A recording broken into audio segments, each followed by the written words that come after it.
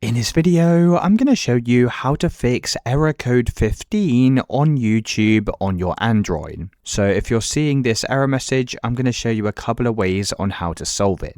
Now, the first thing we need to do is go and open up the settings on your Android and then scroll all the way down this page and click on apps. You can then scroll all the way down to the bottom until you see YouTube and go and click on YouTube from the list. You can then press force stop in the bottom right hand side and click on OK. Scroll down the page and click on storage, click on clear cache, click on clear data and then press delete.